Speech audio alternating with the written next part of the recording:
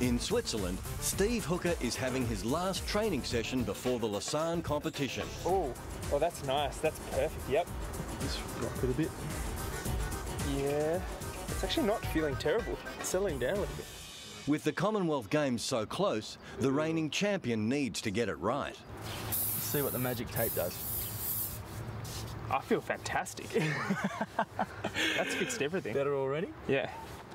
This competition is quite important for me. I haven't had the best start to the Diamond League. I've only had one podium finish out of my first 3 starts, so in the points race, I'm not doing so well. It's pretty much a must-win for me, so a lot of pressure on me for this one. Careful. Yep. Coach Alex Parnoff knows they need to get their campaign back on track. It's going to be serious competition with a strong field, and it's about time for Steve, to step up. Not happy. Just need to have a tantrum in there at some point, don't you? Maybe if things don't go well tomorrow, you'll see a proper one. I'm now activated. We've just switched it on. Ready to go. Yeah, that's the jump. Much better. Whoa, too close. As the fine-tuning continues in Switzerland, back in Melbourne, Mark Stewart follows every step of Steve's career. Hey, that was perfect. You may not recognise this man, but he ignited the Hooker dream. He arrived here at Box Hill. He was about the same height as he is now, so he was pretty tall, but he only weighed about 60 kilos. So he was tall, gangly, not very well coordinated. Well, I can definitely say without Mark Stewart, I wouldn't be here talking to you today. Yeah. Pump it away. Boom. You got a big breeze. It's blowing you in a bit. Big left arm and then push it right away from your head. And pole vaulting is a dangerous activity, and you can certainly hurt yourself, and people have been killed pole vaulting, and you can easily lose your nerve. And Steve lost his nerve for probably close to 2 years, where he actually couldn't take off the ground. It's not so much frightening, it's just very, very, very frustrating. Maybe it's a fear of injuring yourself or the fear of getting it wrong that makes it happen, but you just can't take off. Imagine it. 2 years training, 6 days a week, without any results. 2 years. Very, very difficult times. I didn't know whether he'd ever get over it. I don't think he knew whether he'd ever get over it. I can remember tears and all sorts of things. On this bitterly cold Saturday session at the Box Hill Athletics track, Mark is busy trying to create his next superstar. In 2009, teenager Blake Lucas became Australian Open champion. OK, Blake, pump it away. Yep, all right, that's not bad. Steve's early struggle is often the squad's inspiration. He went to run through but held onto the pole and he kind of slipped. Pole recoiled and just smacked him in the nuts. And he tried to get up and vault again, but he couldn't. And then I think a week later he ended up at Box Hill Hospital, which is, a couple hundred metres up there. And Mark always says you got to be brave and you can see the hospital, so it's not far. So you just got to hold on and jump. Whoa! It was actually not all that funny, but it's got about 250,000 hits on YouTube, I think, that smash. Yeah, I guess it shows that we're all human and we all have problems and we all go through them. And obviously Steve got through his and now he's best in the world. Steve Hooker's success has helped attract more kids to athletics. For me, having parents come up and talk to me and say that their kids were begging them to take them to Little Athletics because of seeing me jump in Beijing, that was a moment for me where I realised that I could be a role model and I could hopefully inspire Australian kids to take up athletics and be active and do something good for themselves. Oh. Yes, Australian. You're Australian? Yes. Seems like somebody I know. Really? Is you? Chris Hook?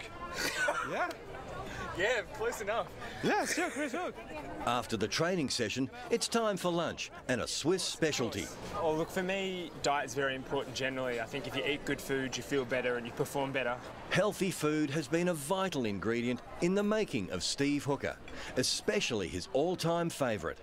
Well, I think lamb is something that we're really blessed with in Australia. It's a fantastic lean meat that gives you heaps of protein and it's tasty as well.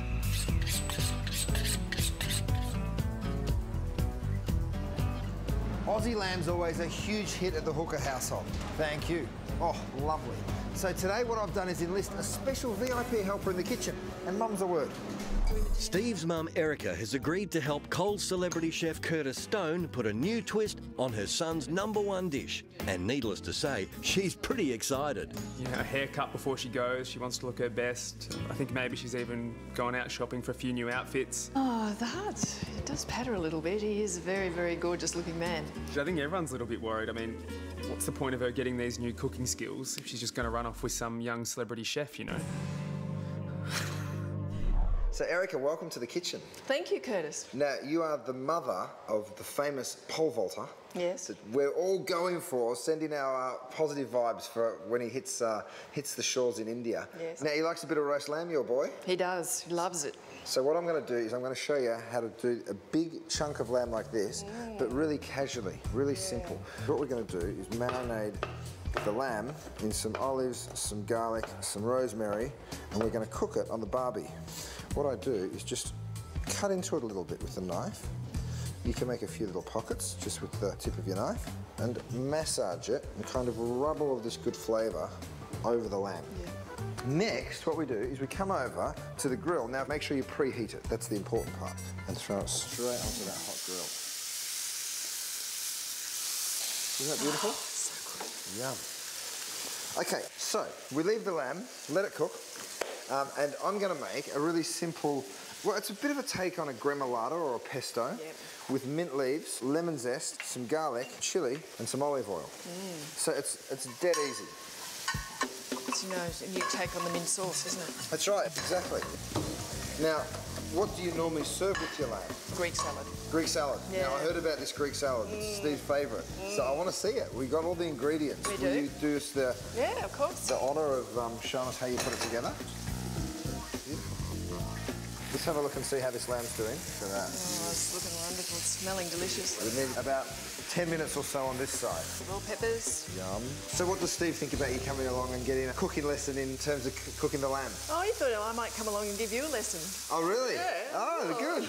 If that's not beautiful, colourful food, Is that I don't know what fantastic? is. So I'm just going to pick up my lamb, transfer it over onto the cutting board. Now, the rule of thumb is you should let the meat rest half the amount of time it took to cook it. Doesn't look too bad, does it? Okay, so you want to cut it pretty thin. It's done to perfection. Looks fantastic. My mouth is watering, I tell you. This is the mint gremolata. That's what I learned. Presentation, presentation, presentation. Doesn't look too bad. Looks fabulous. Tell you what, Erica, if you had guests coming over, other athletes from different parts of the world, you'd be pretty proud to serve them that, wouldn't you? Absolutely. Let's dig in and have a taste. Okay. You gotta think, would Steve be happy if you served this up to him? Oh, he won't be really happy with that. Really? Oh, the mint is fantastic. It's so intense. It's beautiful. So what do you reckon of my salad? That is good. Any suggestions? Tell you what, lucky Steve, I wish I was coming around to your place for dinner tonight. Geez. I'm very happy about that. Good job. Well done. Fantastic. Thank you. Well done to you. Next on The Making of Steve Hooker, find out what's driving the Olympic champion to fly higher. 9 centimetres, approximately. And pressure time in Switzerland as the #1 takes on the challengers.